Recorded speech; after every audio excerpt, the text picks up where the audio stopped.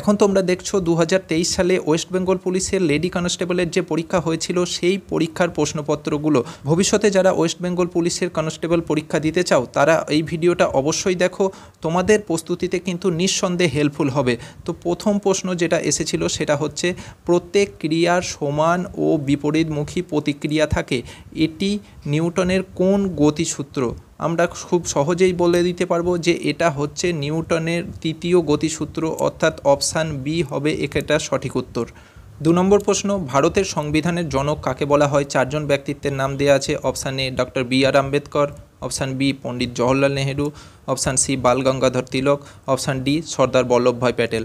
সঠিক উত্তর যেটা হয়ে যাবে সেটা হচ্ছে option A doctor B R. Ambedkar, যাকে বলা হয় ভারতীয় সংবিধানের জনক। 3 নম্বর প্রশ্ন, কোষের সুইসাইড ব্যাগ কোন অঙ্গাণুকে বলা হয়ে থাকে?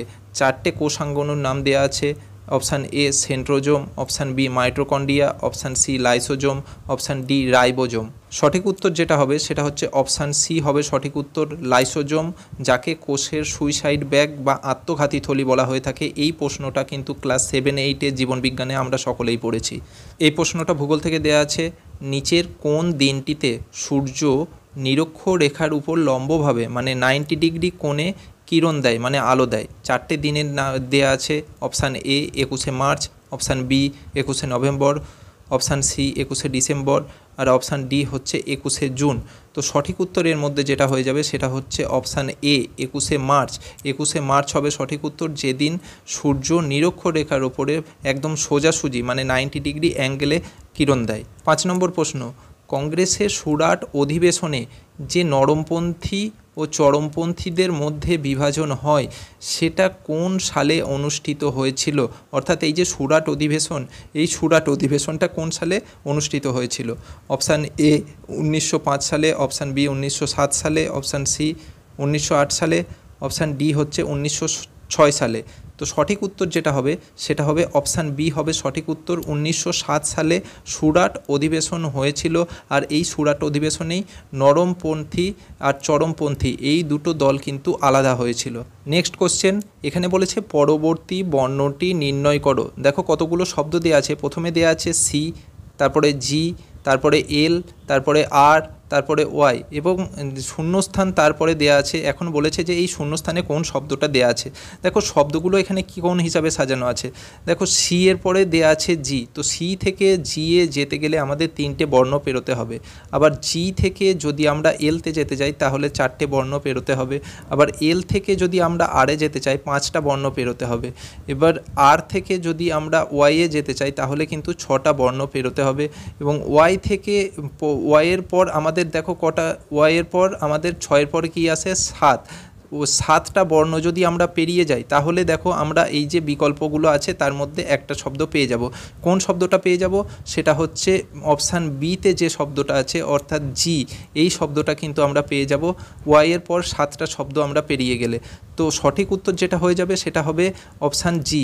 জি কিন্তু এই শূন্যস্থানে বসবে, সঠিক উত্তর হবে অপশান জি। পরবর্তী প্রশ্ন, ইংরেজি বর্ণমালার পি এর বাম দিকের 10ম বর্ণের ডান দিকের 13তম বর্ণ কোনটি? দেখো ভালো করে কিন্তু আমাদের প্রশ্নটা বুঝতে হবে। যেখানে বলেছে পি যে শব্দটা আছে, পি শব্দের বাম দিকের 10ম বর্ণ যেটা থাকবে সেই 10 নম্বর বর্ণের ডান দিকে 13তম বর্ণটা কি? এই 10 নম্বর বর্ণ থেকে আবার আমাকে ডান দিকে 13তম ঘরে যেতে হবে, দিয়ে সেই 13তম ঘরটা কোন শব্দে পড়ছে সেটা আমাকে নির্ণয় করতে হবে। তো দেখো আমাদের কোন শব্দটা থেকে যেতে বলেছে সেটা হচ্ছে পি। পি থেকে যদি আমরা বাঁ দিকে 10তম ঘর সরি তাহলে যে শব্দটা আমরা পাবো সেটা হচ্ছে এফ। এফ কিন্তু পাবো। এবার এফ থেকে যদি আমরা ডান দিকে আবার 13টা ঘর সরি তাহলে যে শব্দটা পাবো সেটা হচ্ছে এস। তো সঠিক উত্তর যেটা হয়ে যাবে সেটা হবে অপশান বি, সঠিক উত্তর হবে এস। এস হবে সঠিক উত্তর, বাকি 3টে কিন্তু হবে না। দেখো প্রশ্নটা ইতিহাস থেকে দেয়া আছে, পানিপথের দ্বিতীয় যুদ্ধ কত সালে হয়েছিল? 4টে সাল কিন্তু আমাদের এখানে দেয়া আছে। Option A 1526, B 1564, C 1761, D 1556। দেখো এই প্রশ্নটা ইতিহাস থেকে দেয়া আছে, পানিপথের দ্বিতীয় যুদ্ধ কত সালে হয়েছিল? 4টে বিকল্প আছে 1526, 1564, 1761 আর অপশান ডি 1556। এর মধ্যে সঠিক উত্তর যেটা হয়ে যাবে সেটা হচ্ছে অপশান ডি হবে সঠিক উত্তর, 1556। 1556 সালে কিন্তু পানিপথের দ্বিতীয় যুদ্ধ হয়েছিল। হিমু এবং আকবর এদের মধ্যে কিন্তু এই যুদ্ধটা সংগঠিত হয়েছিল। নেক্সট, কোটা শহরটি ভারতের কোন রাজ্যে অবস্থিত? 4টে রাজ্যের নাম দেওয়া আছে। Option A Rajasthan, B Madhya Pradesh, C Maharashtra, D Gujarat. তো সঠিক উত্তর যেটা হবে সেটা হচ্ছে অপশান এ রাজস্থান হবে সঠিক উত্তর। কোটা শহর কিন্তু রাজস্থানে অবস্থিত। পরবর্তী ইতিহাস থেকে দেয়া প্রশ্ন, কত সালে পূর্ব পাকিস্তান থেকে স্বাধীন বাংলাদেশ গঠিত হয়? 4টে সাল আমাদের সামনে দেওয়া আছে। Option A 1947, option B 1971, option C 1990, option D 1962। সঠিক উত্তর যেটা হবে সেটা হবে অপশান বি 1971। এই 1971 সালেই কিন্তু বাংলাদেশ গঠিত হয়েছিল পূর্ব পাকিস্তান থেকে স্বাধীন হয়ে। এটা ভূগোল থেকে দেয়া প্রশ্ন, আন্দিজ পর্বতমালা কোন মহাদেশে অবস্থিত? Option A Asia, option B উত্তর আমেরিকা, অপশান সি দক্ষিণ আমেরিকা, আর ডি হচ্ছে আফ্রিকা। তো সঠিক উত্তর যেটা হয়ে যাবে আন্দিজ পর্বতমালা, সি হবে দক্ষিণ আমেরিকার সঠিক উত্তর। দক্ষিণ আমেরিকাতে কিন্তু অবস্থিত এই আন্দিজ পর্বতমালা। ভারতবর্ষে মানে এশিয়ায় যেমন হিমালয় পর্বতমালা রয়েছে, ঠিক একই রকমভাবে দক্ষিণ আমেরিকায় যে পর্বতমালা রয়েছে সেটা হচ্ছে আন্দিজ পর্বতমালা। এবার দেখো 12 নম্বর প্রশ্ন, এখানে কিন্তু কতগুলো সংখ্যা দেখো পরপর লেখা আছে। এখন এই প্রশ্নটা হচ্ছে যে উপরের শ্রেণীটিতে কতগুলি সংখ্যা আছে যারা তাদের ঠিক পূর্ববর্তী ও ঠিক পরবর্তী সংখ্যা দুটির সমষ্টির সমান। মানে কোনো সংখ্যা যে সংখ্যাটা তার আগের সংখ্যা এবং পরের সংখ্যা এই দুটো সংখ্যা যোগ করে যেটা হবে সেটা হবে এই মাঝের সংখ্যাটা। এমন কতগুলো সংখ্যা এই উপরে রয়েছে। আমরা এর উত্তর খোঁজার চেষ্টা করলে দেখো প্রথম থেকে যদি আমরা শুরু করি তাহলে আমরা দেখতে পাবো যে এই যে দেখো 5 সংখ্যাটা রয়েছে, 5-এর আগে রয়েছে 3 এবং পরে রয়েছে 2। এই যে 3 আর 2 যদি আমরা যোগ করি তাহলে আমরা 5 পেয়ে যাব। তো এখানে একটা সংখ্যা পেয়ে গেলাম। একই রকমভাবে দেখো এখানে 4-এর আগে 3 রয়েছে, পরে 1 রয়েছে, যোগ করলে আমরা কিন্তু 4 পেয়ে গেলাম। ঠিক এরপরে রয়েছে 6-এর আগে রয়েছে 4, পরে রয়েছে 2। এটা যদি আমরা যোগ করি তাহলে কিন্তু আমরা 6 পেয়ে গেলাম। একই রকমভাবে এখানে রয়েছে 7-এর আগে রয়েছে 5 এবং পরে রয়েছে 2। এই দুটো সংখ্যাকে যদি আমরা যোগ করি দেখো আমরা 7 পেয়ে গেলাম। দেখো পরবর্তীতে আমরা এ ধরনের কোনো সংখ্যা কিন্তু আর এখানে দেখতে পাচ্ছি না। তো কটা সংখ্যা আমরা এখানে পেলাম? 1 2 3 4। তো 4 হবে সঠিক উত্তর। 4 সংখ্যাটা কোথায় আছে? Option D. অপশান ডিতে কিন্তু 4 সংখ্যাটা আছে, তাই অপশান ডি হবে সঠিক উত্তর। দেখো ভৌতবিজ্ঞান থেকে দেয়া প্রশ্ন, চাপ প্রয়োগের ফলে বরফের গলে যাওয়া এবং চাপ উঠিয়ে নিলে পরে আবার কঠিন অবস্থায় ফিরে আসা, এই ঘটনাটাকে কি বলা হয়? 4টে অপশান আমাদের দেয়া আছে, কঠিন ভবন, বাষ্পীভবন, ঘনীভবন, পুনঃশীলীভবন। সঠিক উত্তর যেটা হবে সেটা হচ্ছে অপশান ডি, পুনঃশীলীভবন বলা হয় এই ঘটনাটাকে। যে চাপ প্রয়োগের ফলে বরফ সেটা গলে জল হয়ে গেল, আবার চাপ উঠিয়ে নেওয়ার ফলে এই যে জল সেটা কিন্তু আবার পুনরায় বরফে পরিণত হলো, এটাকে বলা হয় পুনঃশীলীভবন। নেক্সট প্রশ্ন দেখো বলেছে বেমানান সংখ্যাটি নির্ণয় করো। কতগুলো সংখ্যা কিন্তু এখানে দেয়া আছে। সংখ্যাগুলো কি কি দেখো, 2 7 13 23 34 47। এই যে সংখ্যাগুলো দেয়া আছে এর মধ্যে কোন সংখ্যাটা বেমানান? 4টে বিকল্প দেয়া আছে। Option A 7, option B 34, option C 47, option D 23। তো আমরা যদি বেমানান সংখ্যা খুঁজি, দেখো বেমানান এখানে কিন্তু এই 34 সংখ্যাটা কিন্তু বাকি সংখ্যাগুলোর সাথে বেমানান, সম্পূর্ণরূপেই কিন্তু বেমানান। কেন? কারণ হচ্ছে দেখো 34-এর আগে যতগুলো সংখ্যা আছে এবং 34-এর পরে যেটা আছে 47, প্রত্যেকটা সংখ্যাই কিন্তু কেবলমাত্র 1 আর সেই সংখ্যাটা দ্বারাই কিন্তু বিভাজ্য, অর্থাৎ মৌলিক সংখ্যা। কিন্তু প্রত্যেকটা সংখ্যাই মৌলিক সংখ্যা।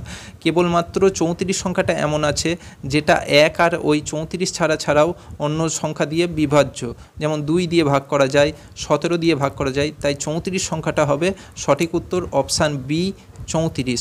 এই 34টা বেমানান সংখ্যা বাকি সংখ্যাগুলোর থেকে। এরপর ভূগোল থেকে দেয়া প্রশ্ন, লোয়েস কি দ্বারা গঠিত ভূমিরূপের উদাহরণ? এ নদী দ্বারা, বি হিমবাহ দ্বারা, সি সমুদ্র দ্বারা, আর ডি হচ্ছে বায়ু দ্বারা। সঠিক উত্তর হবে অপশান ডি, অর্থাৎ বায়ু দ্বারা গঠিত ভূমিরূপের একটা উদাহরণ হলো লোয়েস। নেক্সট প্রশ্ন, নিচের কোনটি সবথেকে উৎকৃষ্ট কয়লার উদাহরণ? চারটে কয়লার নাম দেওয়া আছে, এ অ্যান্থ্রাসাইট, বি লিগনাইট, সি পিট কয়লা, ডি বিটুমিনাস কয়লা। সঠিক উত্তর যেটা হবে, সঠিক উত্তর হবে সবথেকে উৎকৃষ্ট মানের কয়লার নাম হচ্ছে অ্যান্থ্রাসাইট কয়লা, যেটা হচ্ছে অপশান এ। অপশান এ হবে সঠিক উত্তর, অ্যান্থ্রাসাইট কয়লা সবথেকে উৎকৃষ্ট মানের কয়লা। 17 নম্বর প্রশ্ন, সম্প্রতি কোনো ন্যাশনাল পার্কে যে চিতাবাঘগুলো ছাড়া হয়েছে সেই চিতাবাঘগুলো কোন দেশ থেকে আনা হয়েছে? চারটে দেশের নাম আমাদের দেয়া আছে, সেটা হচ্ছে option A Zambia, B Namibia, C Nigeria, আর ডি হচ্ছে কেনিয়া।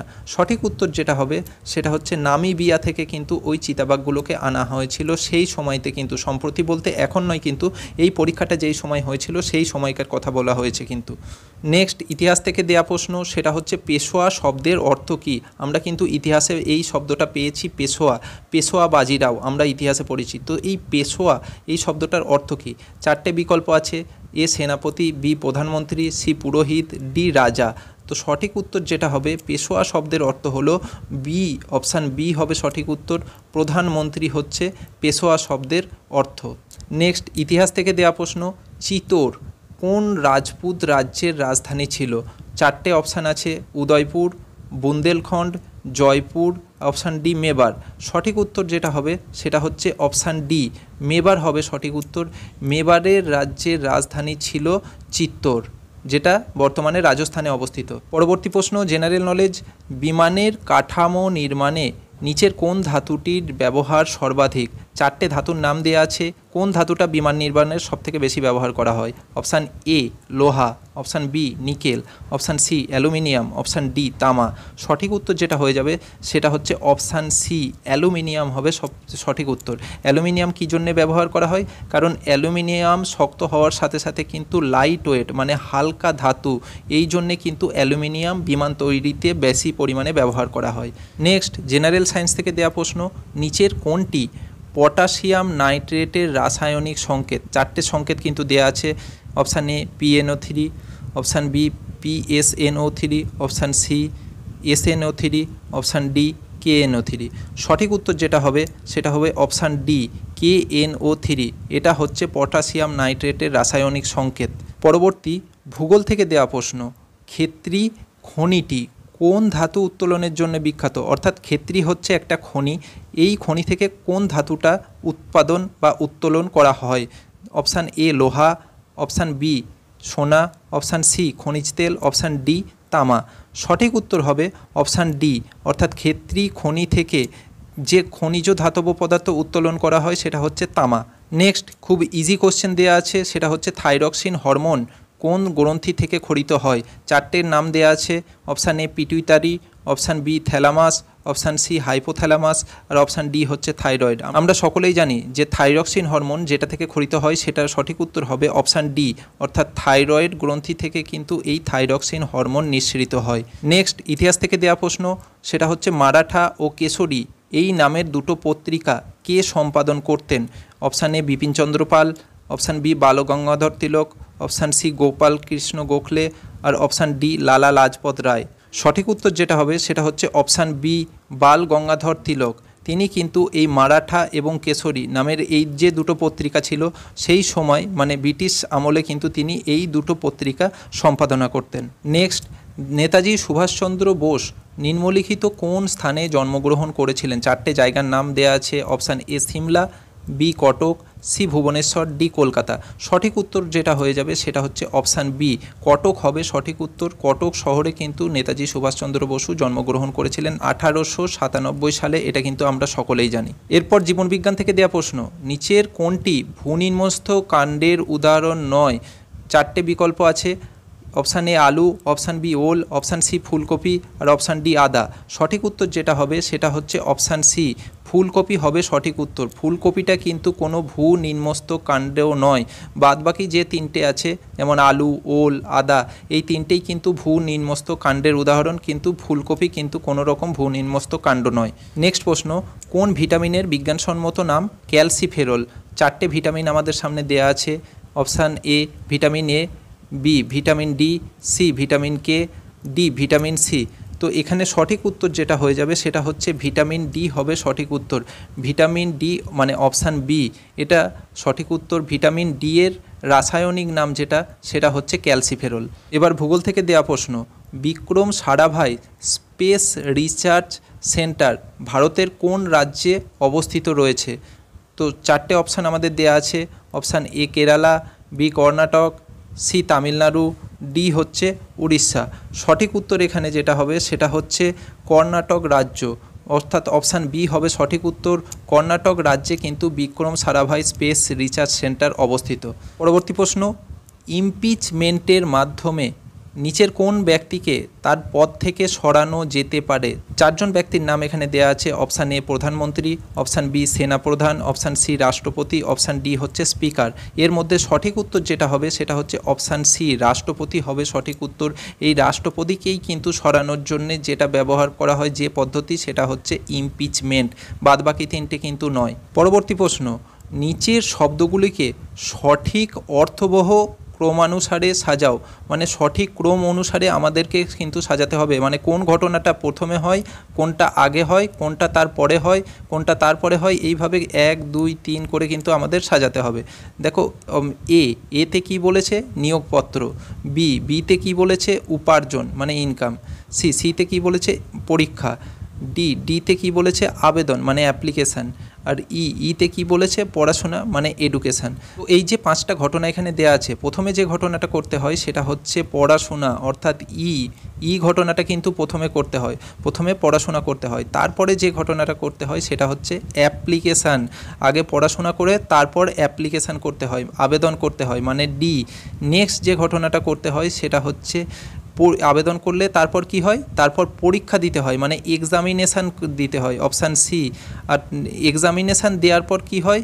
এক্সামিনেশান দিলে আমরা যদি পরীক্ষায় পাস করি তারপর আমরা কি পাবো? নিয়োগপত্র মানে অ্যাপয়েন্টমেন্ট লেটার, সেটা হচ্ছে অপশান এ। আর সবশেষে অ্যাপয়েন্টমেন্ট লেটার পেলে আমরা কি করতে পারবো? উপার্জন মানে অপশান বি, ইনকাম করতে পারবো। তো এটা কোন অপশানের সাথে মিলছে? দেখো, অপশান ডি এর সাথে কিন্তু এই সিরিয়ালটা মিলে যাচ্ছে, প্যাটার্নটা মিলে যাচ্ছে, তাই সঠিক উত্তর এখানে কিন্তু অপশান ডি হবে সঠিক উত্তর। পরবর্তী প্রশ্ন, প্রতি বছর লোকসভায় কে বাজেট পেশ করেন? খুব সহজ কোশ্চেন কিন্তু। অপশান এ প্রধানমন্ত্রী, বি অর্থমন্ত্রী, সি স্পিকার, ডি রাষ্ট্রপতি। তো বাজেট যিনি পেশ করেন তিনি হচ্ছেন অপশান বি, অর্থমন্ত্রী কিন্তু বাজেট পেশ করেন, এটা আমরা কিন্তু সকলেই জানি। এরপর বিজ্ঞান বিষয় থেকে দেওয়া প্রশ্ন, সেটা হচ্ছে হাইড্রোজেন গ্যাসের সাপেক্ষে নিচের কোনটা সত্য নয়? চারটে ধর্ম বা বৈশিষ্ট্য দেওয়া আছে নিচে, কোনটা সত্য নয় হাইড্রোজেন গ্যাসের সাপেক্ষে? অপশান এ হলুদ বর্ণের, অপশান বি স্বাদহীন, অপশান সি দাহ্য, অপশান ডি গন্ধহীন। তো যেটা হাইড্রোজেন গ্যাসের সাথে ম্যাচ করে না সেটা হচ্ছে অপশান এ হলুদ বর্ণের। হাইড্রোজেন গ্যাসের কিন্তু কোনো বর্ণ নেই। পরবর্তী প্রশ্ন, কেদারনাথ তীর্থস্থানটি কোন রাজ্যে অবস্থিত? চারটে রাজ্যের নাম কিন্তু এখানে আমাদের দেয়া আছে। Option A Himachal Pradesh, option B Uttar Pradesh, option C Jammu Kashmir, option D Uttarakhand. তো সঠিক উত্তর যেটা হয়ে যাবে সেটা হচ্ছে অপশান ডি, অর্থাৎ উত্তরাখণ্ড হবে সঠিক উত্তর। কেদারনাথ তীর্থস্থলটা উত্তরাখণ্ডে কিন্তু অবস্থিত। নেক্সট, তরল ধাতু কোনটি? চারটে ধাতুর নাম দেওয়া আছে। এ সোডিয়াম, বি সোনা, সি রূপা, ডি পারদ। সঠিক উত্তর যেটা হয়ে যাবে সেটা হচ্ছে অপশান ডি পারদ। এই ধাতুটাকে কিন্তু তরল ধাতু বলা হয়ে থাকে। পরবর্তী প্রশ্ন, এটা কিন্তু অনেক পরীক্ষায় এসে থাকে। কলকাতায় এশিয়াটিক সোসাইটি এটার প্রতিষ্ঠা কে করেছিলেন? চারজনের নাম দেওয়া আছে। Sir Alex Hume, B lord Clive, C lord Wellesley, D sir William Jones. সঠিক উত্তর যেটা হবে অপশান ডি হবে সঠিক উত্তর, স্যার উইলিয়াম জোন্স। তিনি কিন্তু কলকাতায় এই এশিয়াটিক সোসাইটির প্রতিষ্ঠা করেছিলেন। এবার ইতিহাসের প্রশ্ন, মহাবলীপুরমের সপ্তরথ মন্দির কোন রাজবংশের সৃষ্টি? মানে এই যে সপ্তরথ মন্দির এটা কোন রাজবংশ তৈরি করেছিলেন? Option A Chola, B Pallava, C Rashtrakuta, আর ডি হচ্ছে চালুক্য। সঠিক উত্তর যেটা হয়ে যাবে সেটা হচ্ছে অপশান বি হবে সঠিক উত্তর। পল্লব বংশের রাজারা কিন্তু মহাবলীপুরমে এই সপ্তরথ মন্দির নির্মাণ করেছিলেন। এবার জেনারেল অ্যাওয়ারনেস থেকে দেওয়া প্রশ্ন, সুপ্রিম কোর্টের বিচারপতির অবসর গ্রহণের বয়স কত? মানে কত বছর বয়সে সুপ্রিম কোর্টের বিচারপতি অবসর নেন, মানে রিটায়ারমেন্ট নেন? এ 60 বছর, বি 62 বছর, সি 65 বছর, ডি 58 বছর। সঠিক উত্তর যেটা হয়ে যাবে সেটা হচ্ছে অপশান সি, অর্থাৎ 65 বছর হবে সঠিক উত্তর। সুপ্রিম কোর্টের বিচারপতি 65 বছর বয়সে রিটায়ারমেন্ট নেন। নেক্সট ইতিহাসের প্রশ্ন, নিম্নোক্ত কোন ব্যক্তি ইন্ডিয়ান ন্যাশনাল কনফারেন্স প্রতিষ্ঠা করেছিলেন? 4 জন ব্যক্তির নাম উল্লেখ আছে। এ দাদাভাই নরৌজি, বি সুরেন্দ্রনাথ ব্যানার্জি, সি জওহরলাল নেহেরু, আর ডি হচ্ছে উমেশচন্দ্র বন্দ্যোপাধ্যায়।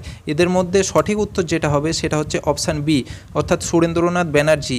ইনি কিন্তু প্রথম ইন্ডিয়ান ন্যাশনাল কনফারেন্স প্রতিষ্ঠা করেছিলেন। দেখো শেষ প্রশ্ন, কে কানপুরে সিপাহী বিদ্রোহের নেতৃত্ব দিয়েছিলেন?